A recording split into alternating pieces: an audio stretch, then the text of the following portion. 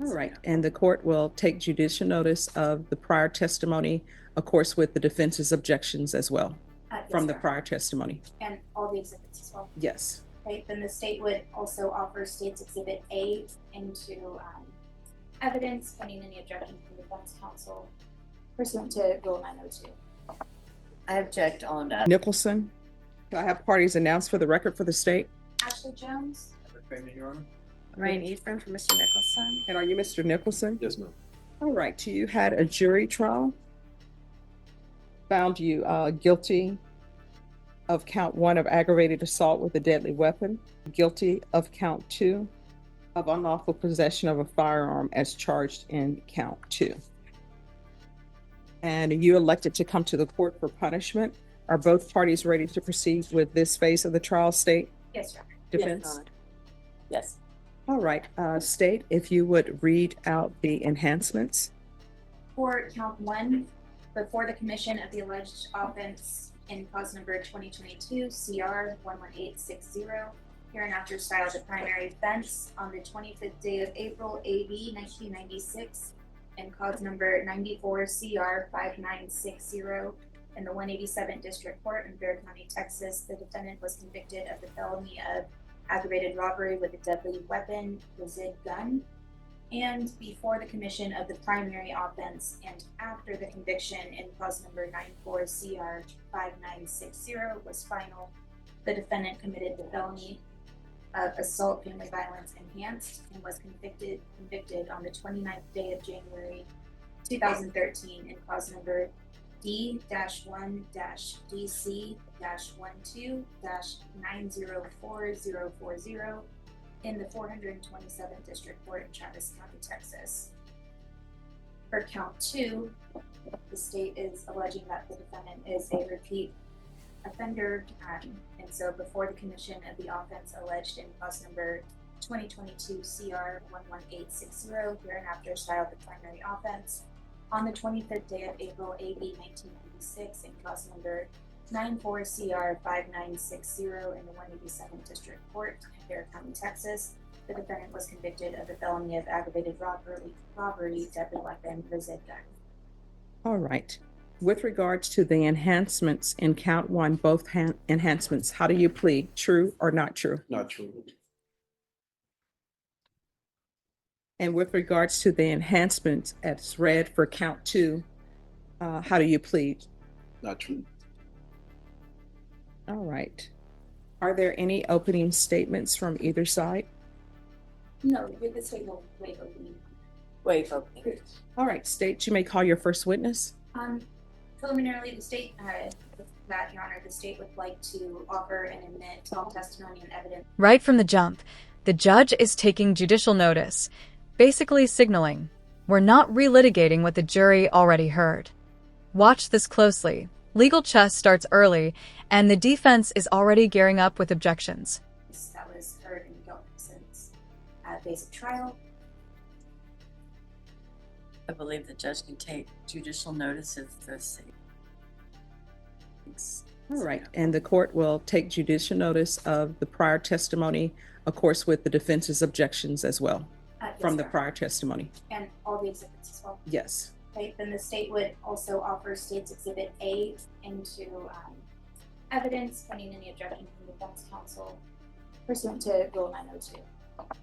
I object on lack of proper foundation and link to defendant and hearsay. All right, the objections as it relates to hearsay, those will be overruled. It appears to the court that State's Exhibit A is a self-authenticating document.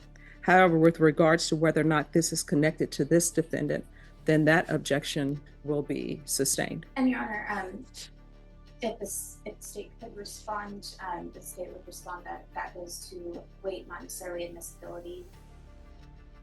It is a self-authenticating document. No, I'm And there it is. The defendant denies both enhancement allegations. For non-lawyers, enhancements are like legal power-ups for the prosecution that can send a sentence skyrocketing. Saying not true isn't unusual, but it forces the state to prove every piece. overruling her objection as far as that this document is not what it purports to be. It is self-authenticating. But what the part of her objection that I'm sustaining is that State's Exhibit A has not been tied to this defendant. Well, yes, Your Honor, I understand that. So foundation will have to be laid to somehow tie this document to this defendant.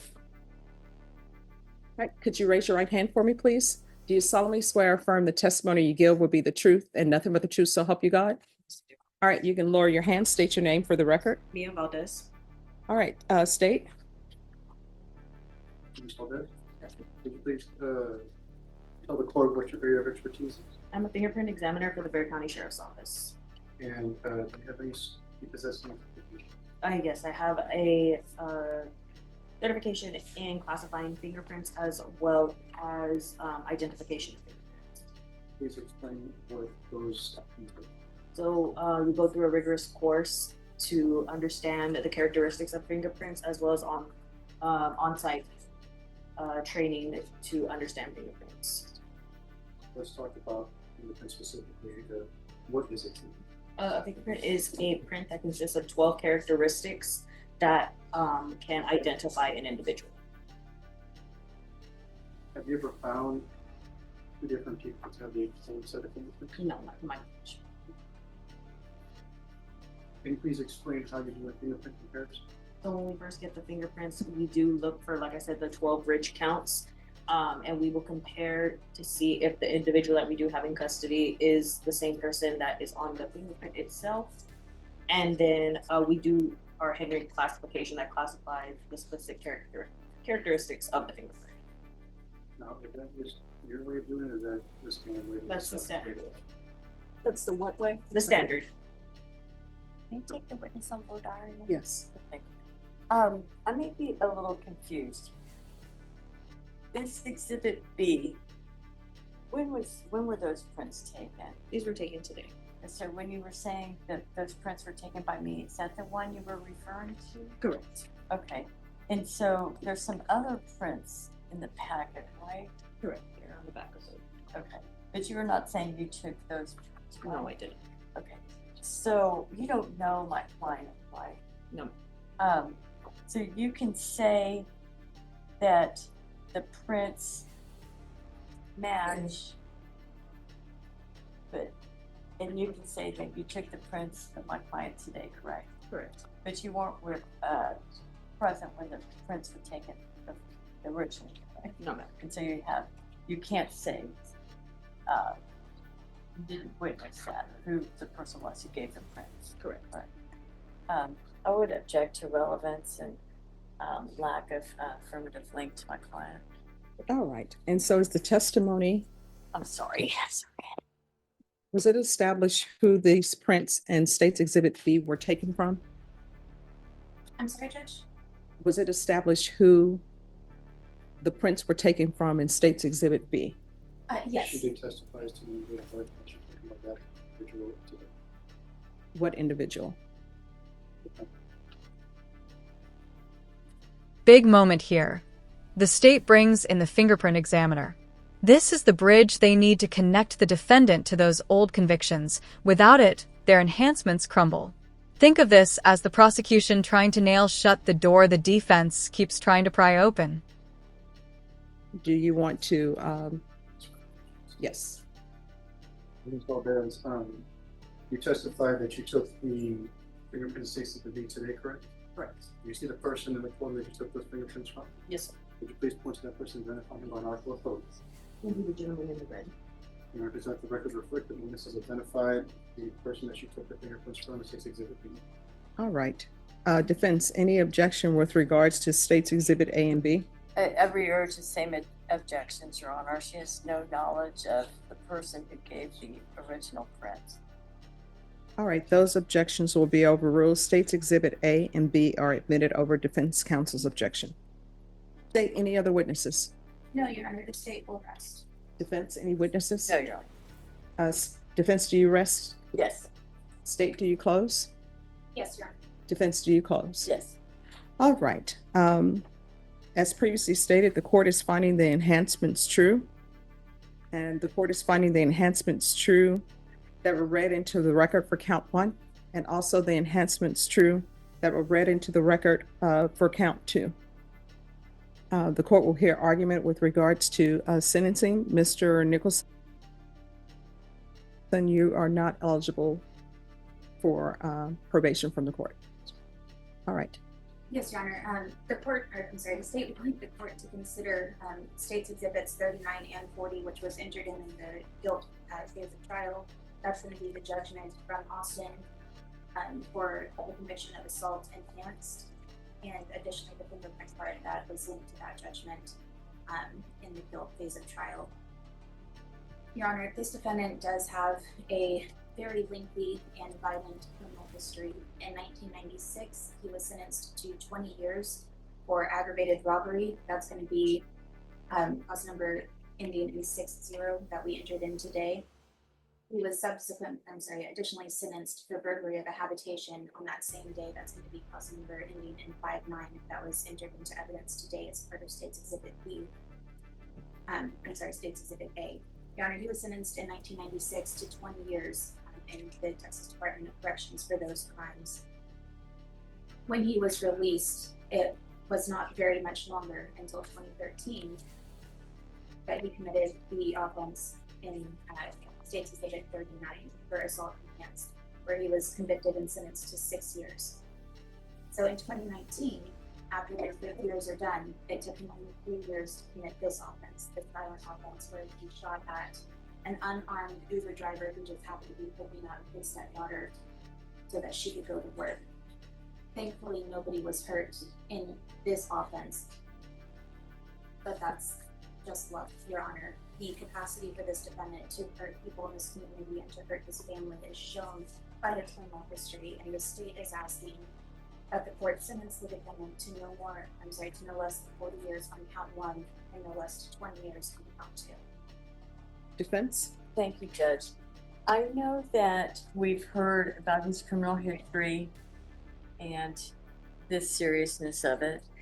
I did want to offer some context to that, which starts with the fact that the first offense that for which he did the 20 years, he was actually age 16 when that happened.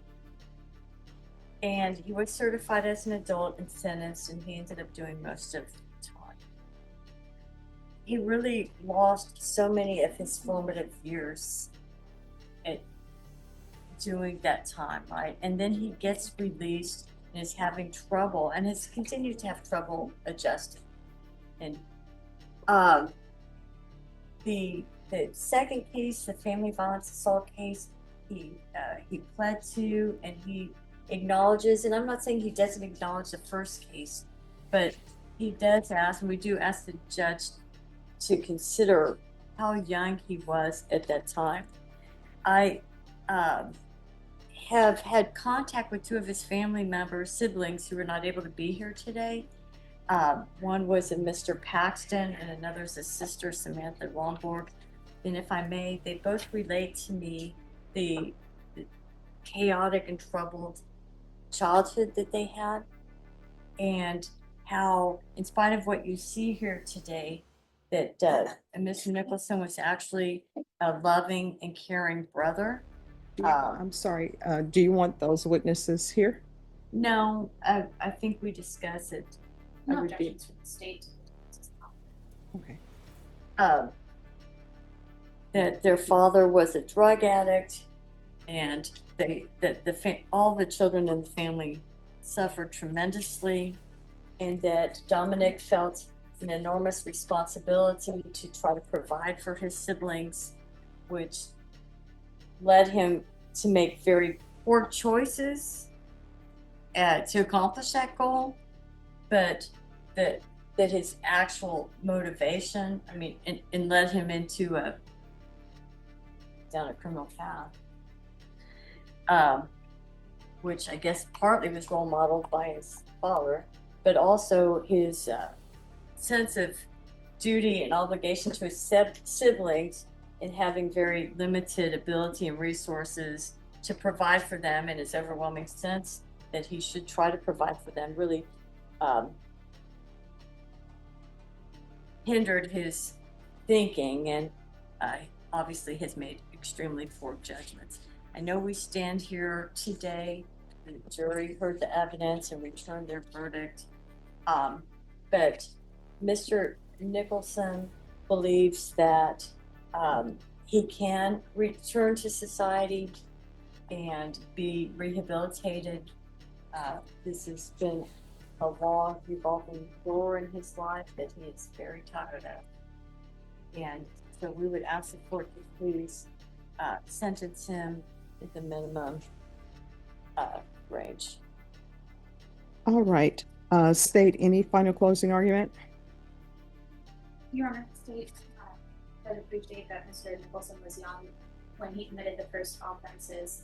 However, I think that just speaks to his criminality as prior life. And although the hopes for change are there, according to defense counsel, his actions speak louder than his words. And the court would like, the state would like to consider his actions, the harm that he could have caused on October 20th, 2022, and the harm that he has caused throughout his life.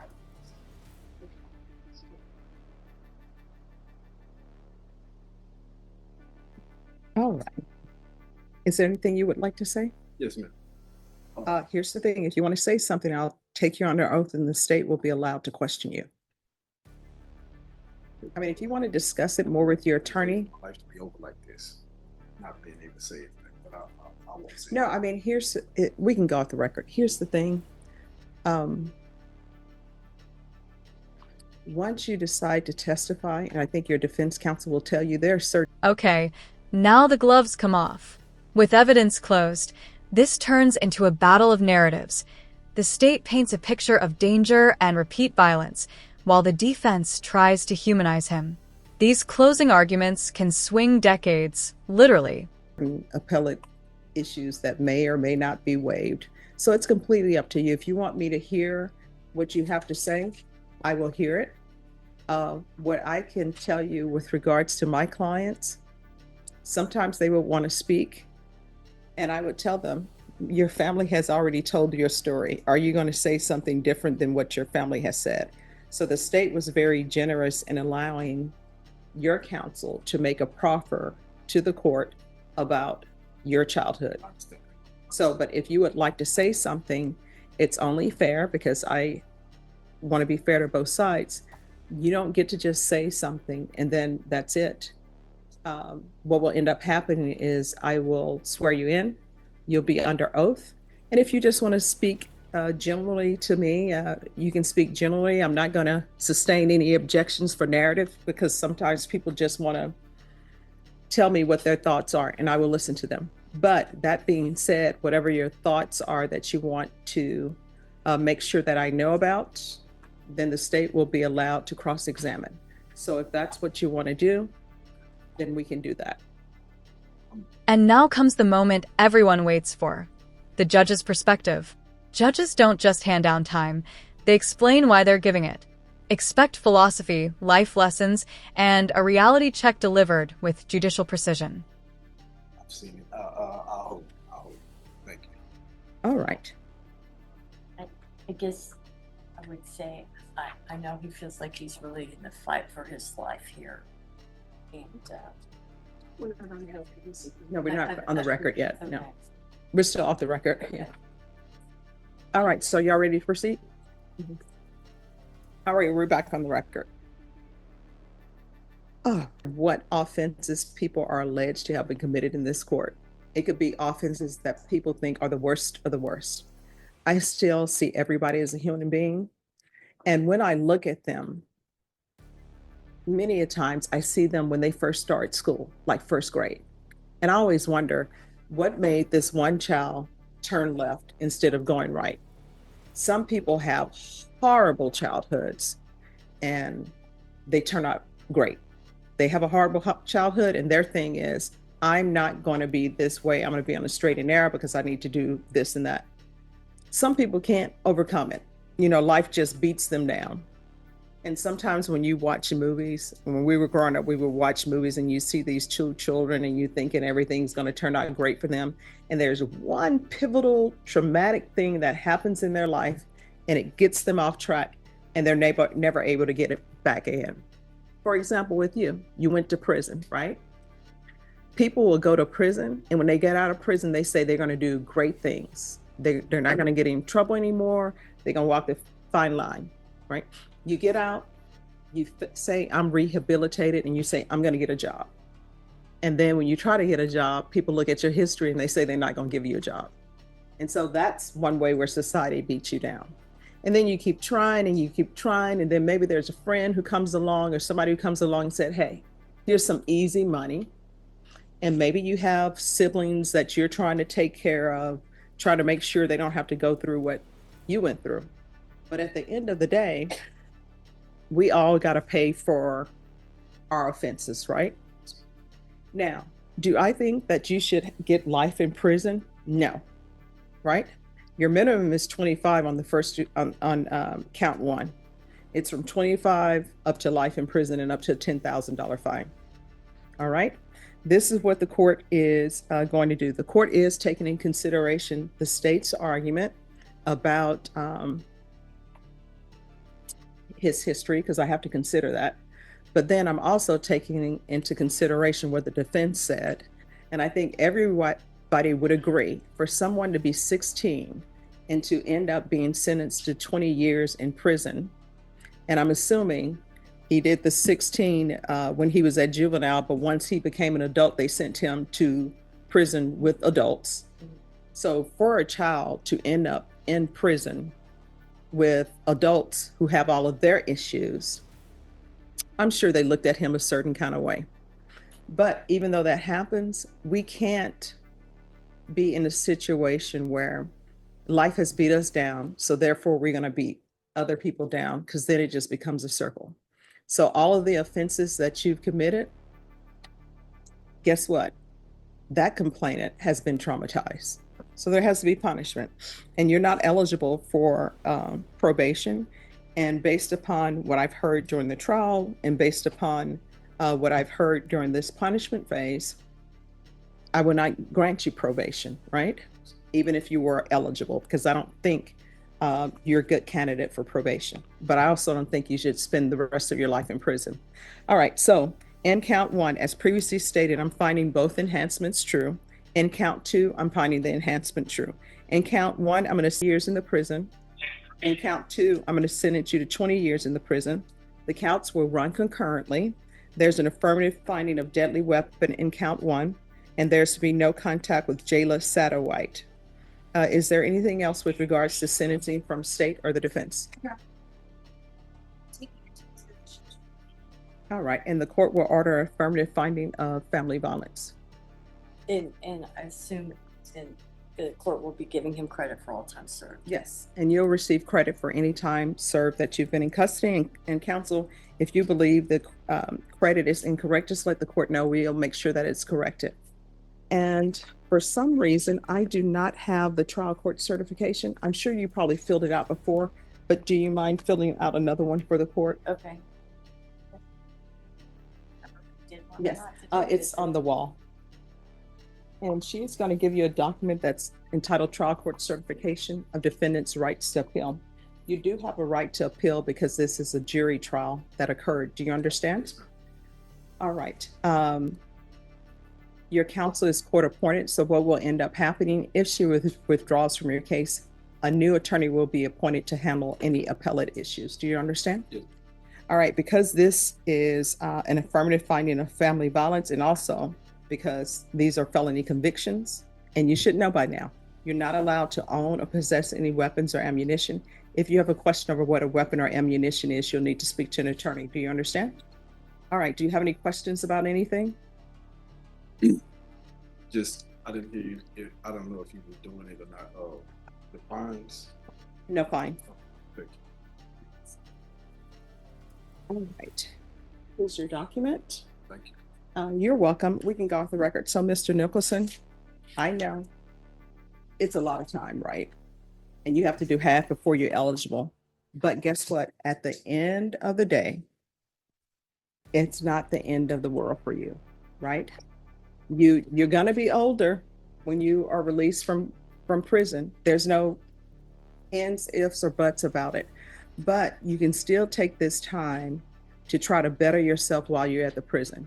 You can still get degrees. Young people who come into prison, if they're not acting crazy, you can probably give them some advice to help them do better and be better.